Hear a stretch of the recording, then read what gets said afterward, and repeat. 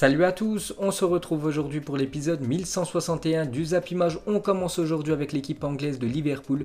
Donc il y a quelques jours, je vous avais dit que c'est officiel, ils sont champions d'Angleterre et c'est quand même la 19e fois de leur histoire qu'ils sont champions d'Angleterre. Il n'y a qu'une équipe qui est juste devant eux les gars, c'est l'équipe de Manchester United avec 20 trophées de Première Ligue. On peut voir qu'ils devancent maintenant l'équipe de Arsenal. Arsenal 13 titres, on peut voir Everton quand même 9 fois, ils ont remporté l'APL et Aston Villa 7 fois. Et sinon on peut voir toutes les autres équipes anglaises qui ont gagné au moins une fois la Première Ligue dans leur histoire. On peut voir par exemple que l'équipe de Chelsea et l'équipe de Manchester City, ces deux équipes ont gagné déjà 6 fois l'APL. Ensuite, une déclaration de Steven Gerrard, ancienne légende de l'équipe de Liverpool. Il a quand même fait plus de 17 ans dans cette équipe des Reds, plus de 710 matchs joués. Donc il a joué de 1998 à 2015, mais il n'a jamais remporté la Première Ligue. Donc il a dit félicitations à tous pour la victoire en PL, réussite incroyable d'une équipe fantastique avec des joueurs top, dirigés par un manager de classe mondiale et son staff. Et enfin, et surtout pour les fans qui ont attendu 30 ans, que la fête commence. Donc voilà, la très belle déclaration de la légende Gerrard sur le sacre de Liverpool. Ensuite, une petite photo d'Alexander Arnold. Donc il a fait toute sa carrière du côté de Liverpool. Donc il est très jeune, le défenseur droit anglais. Il a quand même gagné déjà une Ligue des Champions et la Première Ligue cette saison. Donc avant, c'était lui le capitaine dans les sections jeunes de l'équipe des Reds. Ensuite, une déclaration de Pep Guardiola par rapport au sacre de Liverpool. Il a dit Liverpool a joué chacun de ses matchs comme s'il s'agissait de sa dernière chance. Liverpool a été fantastique de régularité pendant toute la saison. Nous avons laissé échapper des points en début de saison, pas eux. Donc voilà la déclaration de Pep Guardiola par rapport au sacre des Reds. Et pour finir avec lui, donc il a dit il y a 2 saisons, nous avions 25 points de plus que Liverpool. Aujourd'hui, ils ont cette avance. Sur les 10 dernières compétitions que nous avons disputées, nous en avons gagné 8. Ce qui n'arrive jamais dans ce pays, on ne peut pas tout gagner. Donc voilà les déclarations de Pep Guardiola sur son équipe et sur l'équipe des Reds. Ensuite, on peut voir que le tirage au sort des quarts de finale de la Ligue des Champions aura lieu le vendredi 10 juillet prochain à midi. Donc on sait déjà 4 équipes où c'est officiel qui sont qualifiées pour ces quarts de finale de la LDC. Donc le PSG, Leipzig, Atlético Madrid et l'Atalanta Bergame. Et on saura dans le futur les 4 autres qualifiés. Donc Bayern, Chelsea. Avantage pour le Bayern avec son 3-0 obtenu du côté des Blues. City, Real Madrid, avantage pour l'équipe de Manchester City. Il y a un match où il y a beaucoup de suspense. C'est l'équipe du Barça contre Naples. Et la même chose pour le match entre la Juventus et Lyon.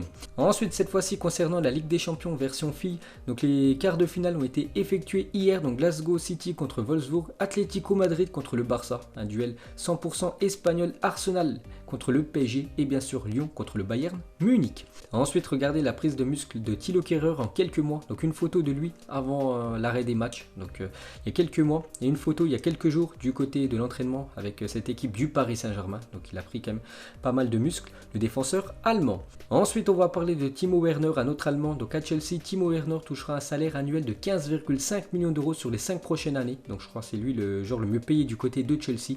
Donc soit le triple de ce qu'il perçoit avec le RB Leipzig. Donc salaire triplé pour l'attaquant allemand. Ensuite, on va parler de Matteo Guendouzi a exprimé son souhait de quitter Arsenal, assure le journal L'Équipe. Le club anglais lui a donné un bon de sortie. Le Français est en contact avec l'Atlético Madrid, le FC Barcelone, l'Inter et le Paris Saint-Germain. Donc voilà, Guendouzi les gars pourrait quitter cette équipe de Arsenal parce que d'après le journal L'Équipe, donc il aurait dit à la direction d'Arsenal qu'il aimerait quitter le club dans quelques semaines. On peut voir qu'il y a déjà 4 grosses équipes qu'on a vues sur lui. Ensuite, des nouvelles du défenseur gauche du Paris Saint-Germain, Kurzawa, qui va prolonger de 4 ans son contrat au Paris Saint-Germain. Le joueur a donné son accord de principe au club. Donc normalement, la fin de son contrat, c'est au 30 juin prochain. Donc mardi, la fin de contrat de Kurzawa du côté du PSG. Et en fait, il devrait continuer 4 ans avec l'équipe du Paris Saint-Germain. Voilà une petite info sur Kurzawa. On continue avec un autre joueur du Paris Saint-Germain. Donc selon Sport Bild, Julian Draxler, 26 ans, souhaite rester jusqu'à la fin de son contrat avec le PSG. Donc l'année prochaine, en 2021, pour avoir la possibilité de partir libre. Donc lui, il touche quand même un gros salaire, c'est pour ça qu'il veut continuer au Paris Saint-Germain, comme ça tous les mois, il reçoit bien sûr son salaire. Peut-être s'il était transféré ailleurs, voilà, il devrait descendre son salaire. Ça ne le dérange pas de ne pas jouer, il préfère rester au Paris Saint-Germain, pas jouer, mais toucher son salaire. Ensuite officiel, l'ancien international français Christophe Jallet, 36 ans, donc un joueur de Amiens, prend sa retraite. Donc il a joué dans quelques équipes françaises comme Niort, Lorient, le Paris Saint-Germain, Lyon, Nice et Amiens. Donc en tout 549 matchs dans la carrière de Christophe Jallet, c'est plutôt pas mal. 16 fois quand même il a joué en équipe de France. Donc palmarès, il a gagné 2 fois la Ligue 1, donc avec le PSG, une Coupe de France, une Coupe de la Ligue et un trophée des champions. Ensuite, victime d'une chute à vélo la semaine dernière, Loïs Diony pourrait être absent pendant près d'un mois et manquer la finale de Coupe de France face au Paris Saint-Germain. N'oubliez pas que la Coupe de France, normalement, ça doit être fin juillet. Le PSG contre l'équipe de l'AS Saint-Etienne au Stade de France. Et Loïs Diony, qui a été victime d'une chute de vélo la semaine dernière, pourrait être forfait. Ensuite, une déclaration du directeur sportif de Dortmund, donc Michael Zorc, à propos de Youssoufa Moukoko, jeune joueur de l'équipe de Dortmund. Il a seulement 15 ans et il est très bon, il a des stats exceptionnels. Donc Lucien Favre et moi avons discuté du fait que nous voulons l'intégrer dans notre équipe afin qu'il s'entraîne à jouer avec des adultes. Maintenant, il pourrait être utilisé en Bundesliga à partir de novembre prochain à l'âge de ses 16 ans. Donc voilà, normalement l'année prochaine il va intégrer l'équipe première de Dortmund et à partir de novembre il pourra jouer avec cette équipe de Dortmund dans le championnat allemand. Ensuite les gars, on va parler de Thiago Alcantara, aurait fait ses adieux au joueur du Bayern. L'international espagnol sous contrat avec le club bavarois jusqu'en 2021 devrait rejoindre l'Angleterre cet été. On avait parlé il y a quelques jours. Donc Jürgen Klopp et Pep Guardiola, donc Liverpool et City apprécient particulièrement le joueur. Donc affaire à suivre. Ensuite on va parler de la grosse info de la journée. Donc Mourad Boudjelal confirme à RMC que des fonds du Moyen-Orient dont il est porteur souhaitent racheter l'Olympique de Marseille. Incroyable. Donc lui c'est le président du Racing Club de Toulon, donc une équipe de rugby, et en fait il s'intéresse au football, il aimerait dans le futur, peut-être dans quelques semaines les gars ou quelques mois, racheter l'équipe de l'Olympique de Marseille. Donc il est à la tête d'un projet de rachat de l'OM financé par des fonds du Moyen-Orient. Une banque privée d'affaires et de dimension internationale aurait été mandatée pour rentrer en contact avec Marseille, Franck Macour, et lui soumettre une offre d'achat, donc d'après l'équipe. Donc voilà les dernières infos sur l'Olympique de Marseille. Donc résumé de l'intervention de Mourad Boudjelal sur RMC. Donc offre transmise, Boudjelal serait le président de l'Olympique de Marseille, fonds d'entreprise privée et étatique du Moyen-Orient, donc Eau Pétrole Énergie. Bon là je ne connais pas trop. Bref, le club est à vendre et négociation en cours avec Franck Macour. Donc voilà les gars, une sacrée info. Hein. Donc Mourad Boudjelal pourrait racheter l'équipe de l'Olympique de Marseille dans le futur. Ensuite, une déclaration de Erling Haaland par rapport à son futur. Il a dit: j'ai choisi le Borussia Dortmund avec une conviction totale en hiver. Dortmund est l'un des plus grands clubs du monde et j'ai signé un contrat à long terme ici et je viens d'arriver. Je ne pense donc pas quitter à nouveau le club. Donc en gros, il va rester voilà, pour cette future saison du côté de l'Allemagne. Ensuite, officiel, la Coupe du Monde féminine 2023 se jouera en Australie et en Nouvelle-Zélande, donc en Océanie. Voilà où se déroulera cette Coupe du Monde 2023, donc Coupe du Monde version fille bien sûr, n'oubliez pas qu'en 2019 elle avait lieu en France. Ensuite une déclaration de Gary Lineker, ancienne légende de l'équipe anglaise, donc il a dit: je peux regarder jouer Mahrez toute la nuit tant que Guardiola ne le sort pas, son toucher de balle est incroyablement raffiné, il sent le ballon et c'est impossible de savoir dans quelle direction il ira, un vrai cauchemar pour les défenseurs. Donc voilà le très bel hommage de Lineker envers le joueur algérien Riyad Mahrez. Ensuite une petite info sur Kylian Mbappé devrait être sur la jaquette du jeu FIFA 21, donc cette année c'était Eden Hazard, voilà sur la jaquette de FIFA 20, normalement pour le prochain opus qui sortira début octobre, ça devrait être Mbappé. Ensuite on va parler de Nils Mortimer, s'est engagé jusqu'en juin 2023 avec l'équipe du FC Barcelone, donc un joueur que je connais pas du tout, mais sa clause est de 50 millions d'euros et passera à 100 millions d'euros s'il parvenait à jouer en équipe première. Voilà une petite info sur l'équipe du FC Barcelone. Ensuite, on va parler du Borussia Dortmund officialisera son nouveau maillot domicile mercredi prochain. Donc ça devrait être ça, le futur maillot de l'équipe allemande pour la prochaine saison. Et un autre club allemand dévoile son futur maillot. C'est l'équipe du RB Leipzig qui dévoile son nouveau maillot domicile pour la saison 2020-2021. Ensuite, riche d'un palmarès exceptionnel, Zidane fait partie du cercle très fermé des joueurs qui ont gagné un Ballon d'Or, une Coupe du Monde et une Ligue des Champions. À sa table, Ronaldinho, Rivaldo, Gerd Müller, Kaka, Rossi, Charlton et Beckenbauer, rien que ça. Donc voilà ce cercle très fermé des joueurs ayant remporté ces 3 gros trophées. Ensuite, pour continuer avec Zidane, doit-il reconduire le schéma de jeu avec Vinicius Junior sur l'aile gauche et Eden Hazard en numéro 10 lors des prochains matchs? Parce qu'oubliez pas que ce soir les gars, le Real Madrid se déplace à 22h du côté de Barcelone, bon du côté de l'Espagnol Barcelone bien sûr, mais c'est vrai que Vinicius Junior les gars, ses derniers matchs, il a été très bon avec l'équipe du Real Madrid et pour moi ça doit être un titulaire à chaque match. Et pour continuer avec Vinicius Junior, n'oubliez pas, une info que je vous avais proposée, c'était fin avril, début mai, pendant le confinement. Donc Vinicius Junior souhaite devenir plus fort, il a donc décidé de s'appliquer la méthode de travail de CR7. Pour cela, le Brésilien a aménagé un gymnase chez lui. Depuis plusieurs mois, il a aussi embauché un cuisinier et un préparateur physique personnel. Le cuistot s'occupe d'élaborer un régime alimentaire sur mesure pendant que le coach sportif façonne son corps pour le rendre plus fort et plus rapide. Donc l'attaquant du Real Madrid de 19 ans est déterminé à poursuivre ses rêves dans son club de cœur. Donc c'est peut-être pour ça qu'il a très bien redémarré Vinicius Junior et pour moi actuellement c'est l'un des meilleurs joueurs du Real.